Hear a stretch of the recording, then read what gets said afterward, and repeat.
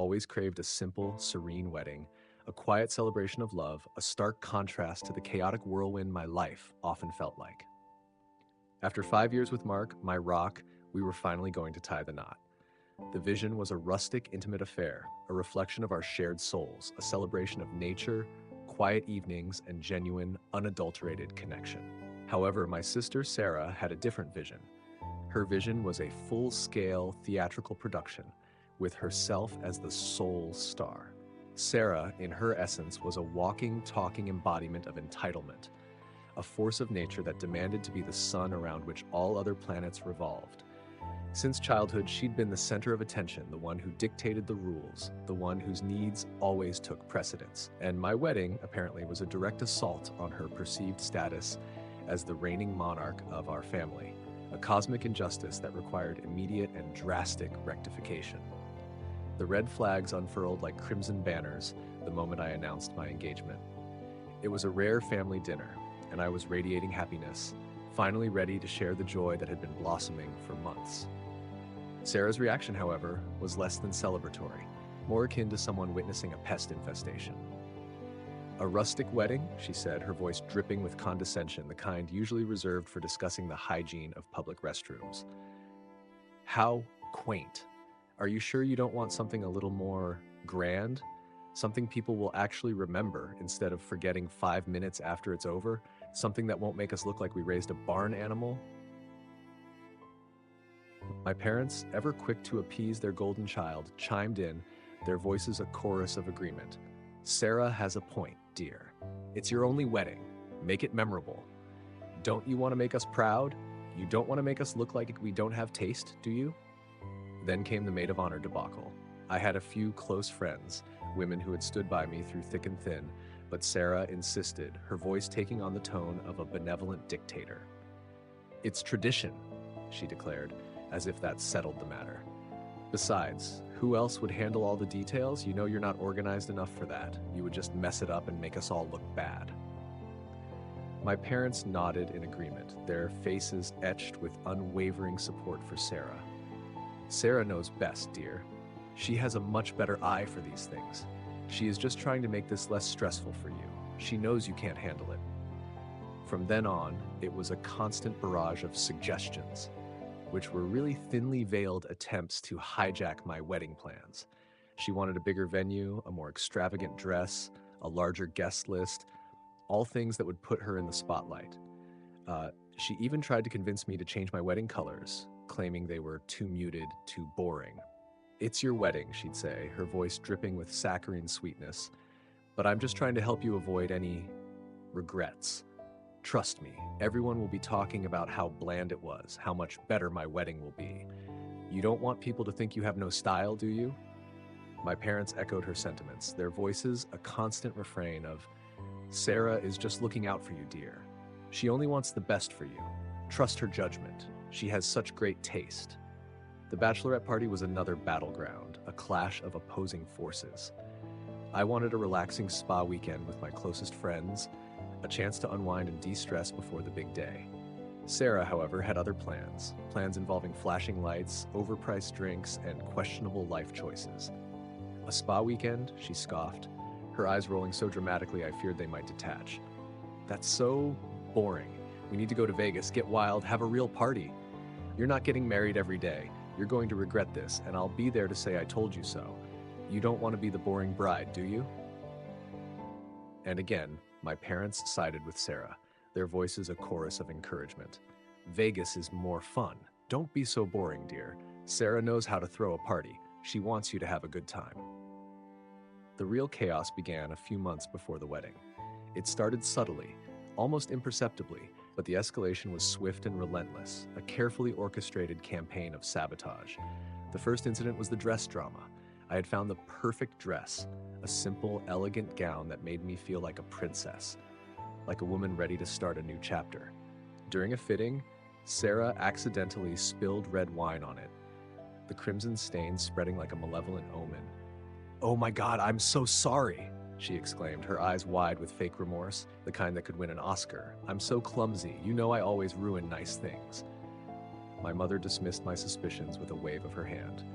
"Oh, Sarah is just clumsy. Don't be so dramatic, dear. It was an accident." Then came the venue mix-up. 2 weeks before the wedding, I received a frantic call from the venue manager. They had double booked and were moving us to a smaller room, a cramped, dimly lit space that bore no resemblance to the rustic charm I had envisioned. When the truth came out and we discovered Sarah's involvement, my parents claimed it was a misunderstanding. "Sarah wouldn't do that, dear. You must be mistaken. She would never intentionally hurt you.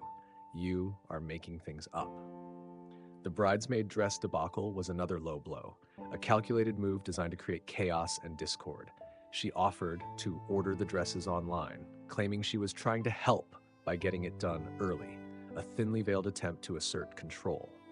But when the dresses arrived, it was like a clown convention exploded. Lisa, who is a size 10, got a dress that looked like it was made for a toddler. My other bridesmaid, who is 5'2", got a dress that dragged on the floor and was bright neon orange when the color was supposed to be sage green. And as if that wasn't enough, one of the dresses had Bridezilla's minions embroidered across the back in glittery letters. I nearly had a breakdown. My parents claimed it was just an online error. "It's just an online error, dear. Don't blame Sarah, she was only trying to help. She was trying to save you money." The rehearsal dinner was a disaster, a chaotic mess that left me feeling utterly defeated. She forgot to confirm the reservation at the restaurant, leaving us scrambling to find another place at the last minute. "Sarah has a lot on her plate, dear. Cut her some slack," my father said, his voice laced with exasperation. "She is very busy." The flowers were the final straw, a cruel twist of the knife. I had carefully selected beautiful, delicate blooms, symbols of love and new beginnings, but when they arrived on the wedding day, they had been replaced with carnations. Carnations. Sarah thought they were more elegant. "She has exquisite taste," my mother declared, her voice unwavering in its support of Sarah. "She was trying to help you have a classy wedding." I tried to reason with them, to appeal to the shred of humanity I hoped still existed within them, but they just dismissed me, saying I was being dramatic and making a big deal out of nothing, as if my carefully planned wedding was nothing more than a minor inconvenience. "You are just overreacting. Sarah has a great eye."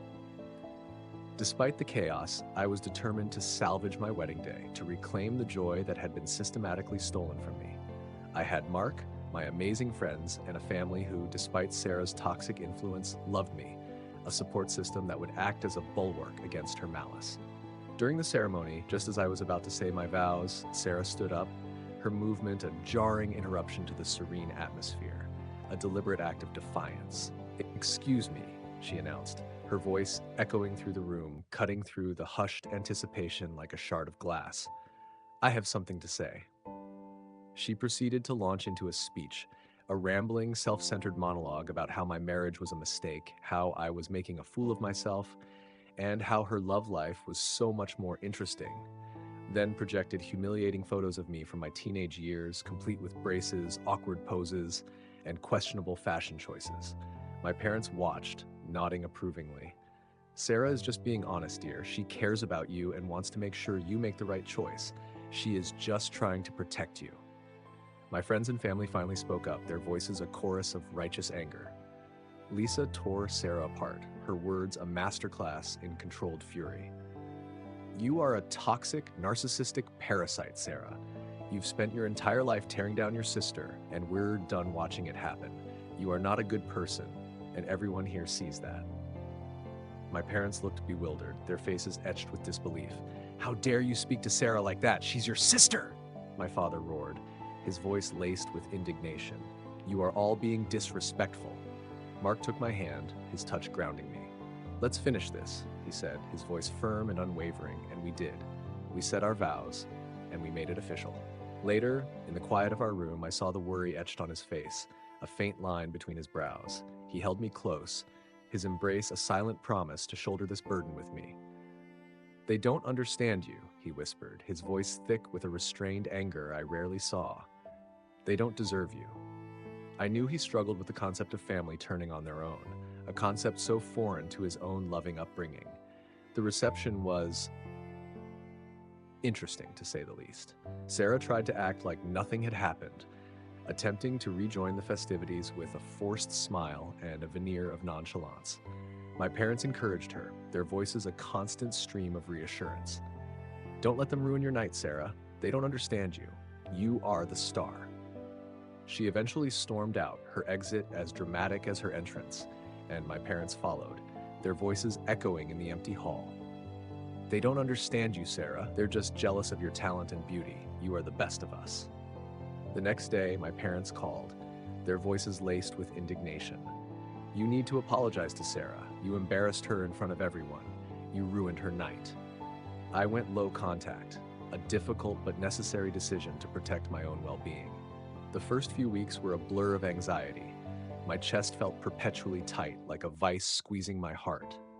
Every notification on my phone sent a jolt of fear through me. At night, I'd lie awake, replaying the wedding day in my mind, the humiliation, the anger, the overwhelming sense of betrayal. I'd find myself bargaining with the universe, wishing I could rewind time, change the outcome. I'd cry until my pillow was soaked. They called and texted incessantly, their messages a constant stream of guilt-tripping and manipulation. Sarah misses you. We all do. You're being unreasonable. You're breaking our hearts. You are making us all suffer. Sarah sent manipulative messages, her words carefully crafted to portray herself as the victim. I was only trying to help. You're making a big deal out of nothing. Everyone is against me. You are being unfair. My parents tried to gaslight me, their voices dripping with false concern. You're imagining things, dear. Sarah would never do that intentionally. You're always so sensitive. You are blowing this out of proportion. They attempted to guilt-trip me, their words a calculated attempt to manipulate my emotions. You're ruining the family. You're causing so much pain. We just want our family back together. You are tearing us apart. They even tried to sway my friends, their voices laced with desperation. Sarah is just misunderstood. You need to see things from her perspective. You're all being so unfair. You are being cruel. Sarah lost her job and friends, the consequences of her actions finally catching up to her. It turned out a video of her wedding speech had gone viral, and her employer, a company that prided itself on inclusivity and respect, found her behavior deeply unprofessional. Her friends, who had long tolerated her self-centeredness, finally reached their breaking point and cut her out of their lives. She became a social outcast. My parents blamed me, their voices filled with resentment. You ruined her life. You turned everyone against her. You have destroyed her future. They attempted to arrange surprise encounters, their actions a blatant disregard for my boundaries. Just talk to her, dear. You'll feel better. It's time to forgive and forget. You are being stubborn. They even tried to convince Mark, their voices laced with thinly veiled hostility. You're turning her against us. You're ruining our family. You're the reason for all this. You are poisoning her mind. The wedding, despite the drama, was a testament to love and resilience. I learned to set boundaries, to protect my peace, to prioritize my own well-being. The silence that came from Sarah and my parents was a constant, unsettling hum, a stark reminder of their refusal to acknowledge their own toxic behavior. They lived in their own reality, a distorted version of events where they were the victims and I was the villain. My parents and Sarah became a united front, a fortress of denial and manipulation, their bonds strengthened by their shared delusion. I'd often wonder if they truly believed their own lies. Perhaps it was a coping mechanism, a way to shield themselves from the harsh reality of their actions. I imagine them clinging to each other, their shared delusion a twisted form of comfort. Perhaps they were afraid of being alone, of facing the consequences of their behavior. They doubled down on their narrative, portraying themselves as the wronged parties, the victims of my unreasonable demands. They continued to blame me for their isolation, for their loss of social standing, for the consequences of their own actions. There was a flicker of sadness in my mother's voice when she tried to sway my friends, a hint of desperation that betrayed their usual unwavering certainty. They sent a letter, a desperate plea for reconciliation, filled with justifications, accusations, and thinly veiled threats. It was a masterclass in gaslighting, a twisted attempt to rewrite history, to erase their own culpability. They painted themselves as the innocent victims, the ones who had been wronged, and I, the ungrateful daughter and sister, was the architect of their misery. "We only wanted what was best for you," they wrote, their words dripping with false sincerity.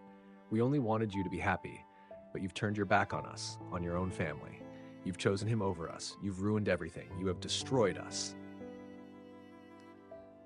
I deleted the letter without responding, refusing to engage in their games, refusing to validate their distorted reality. I had learned to protect my peace, to prioritize my own well-being, to create a life free from their toxicity. The wedding, in the end, was a catalyst for change, a turning point that forced me to confront long-standing issues, to set boundaries, and to prioritize my own happiness. The lessons learned, the boundaries set, and the support received would shape my future, a foundation for a life built on self-respect and genuine connections. My life became a testament to the fact that you can choose your family, and sometimes that family is the one you create. I built a life of my own with Mark and people who supported me, not ones who tore me down. The silence from my parents and Sarah became a constant, heavy presence, a void where their voices used to be. It was a silence that spoke volumes, a testament to their refusal to acknowledge their own toxic behavior, their unwavering commitment to their distorted reality. They continued to live in their own world, a world where they were the victims and I was the villain, a world where their actions were justified and my boundaries were an act of betrayal. They attempted to reach out through mutual acquaintances, spreading their version of the story, painting themselves as the wronged parties, the victims of my unreasonable demands. They sought to garner sympathy, to rally support for their cause, to paint me as the ungrateful daughter and sister who had abandoned her family. But their efforts were largely in vain, their attempts to manipulate public opinion falling on deaf ears. The people who knew me, the people who had witnessed their behavior firsthand, saw through their facade. They recognized the patterns of manipulation, the years of enabling Sarah's entitlement, the constant dismissal of my feelings. They saw the truth, the reality that my parents and sister were so desperately trying to conceal. My friends and extended family, the people who had stood by me during the wedding debacle, remained steadfast in their support.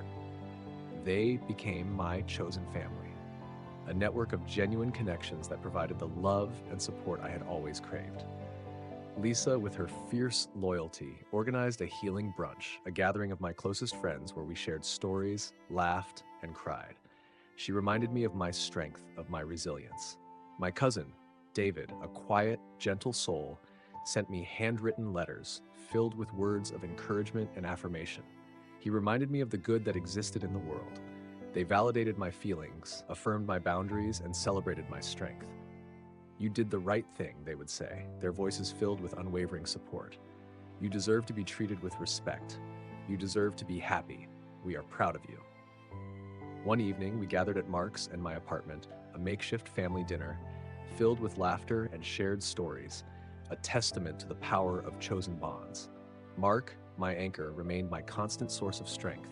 He stood by my side, unwavering in his love and support, a rock in the turbulent sea of my emotions. He helped me navigate the complex emotions that arose from cutting ties with my family, the guilt, the sadness, the anger, and the lingering sense of betrayal. He would sit with me for hours, listening as I poured out my heart, never judging, never minimizing my pain. He'd help me draft responses to their manipulative messages, his words a shield against their emotional attacks. He'd remind me, gently but firmly, that my well-being was paramount. "You are not alone," he would say, his voice filled with unwavering love. "We will get through this together. We will build a life filled with love and happiness, a life free from their toxicity. You are strong." And often, he'd gather our friends, creating a protective circle around me, a buffer against their attempts to infiltrate my life. The wedding, despite the chaos and the drama, became a symbol of resilience, a testament to the power of love and the importance of boundaries. It was a turning point, a catalyst for change, a moment of reckoning that forced me to confront long-standing issues and reclaim my own sense of self-worth. I learned that true strength lies not in avoiding conflict, but in facing it with courage and integrity. I learned that I deserve to be treated with respect, that my feelings matter, and that it's okay to set boundaries, even with family, even with those who have shaped your life. I learned that blood doesn't always equal family, that genuine connections are built on love, respect, and mutual support. I learned that you can choose your family, and sometimes that family is the one you create. The silence from my parents and Sarah remained, a constant reminder of the price I had paid for my peace. But it was a silence I had learned to live with, a silence that no longer held the power to define me. The silence was a hollow ache in my chest, a constant, low-frequency hum that vibrated through my bones. Every unanswered text, every unsent letter was a physical weight. Sometimes at night, I'd lie awake, my heart pounding in my ears, wondering if I'd made the right decision. Maybe I'm being too harsh, a small, traitorous voice would whisper. Then I'd remember the red wine stain, the venue mix-up, the carnations, and the voice would shrink into nothingness. No, I'd tell myself I deserve better. I had built a life of my own, a life filled with love, happiness, and genuine connections, a life free from the toxicity of their manipulation. My life was finally mine, and I was free. 2 years later, Mark and I were building a life filled with joy and laughter. We had created a home, a sanctuary of peace and love. Our friends were our family, a constant source of support and celebration. My parents and Sarah remained distant, their silence a testament to their refusal to change. They were still wrapped up in their own reality, their own distorted narrative. I had learned to accept their absence, to find peace in the silence. My life was finally mine, and I was free. If you thought that was crazy, hit that like button and subscribe for more wild stories. And if you didn't quite enjoy it, feel free to hit the dislike. Your feedback means a lot. Drop a comment below and let me know what you think, or share your own experiences. And don't forget to check out my other videos for more insane tales. Thanks for watching, and I'll see you in the next one.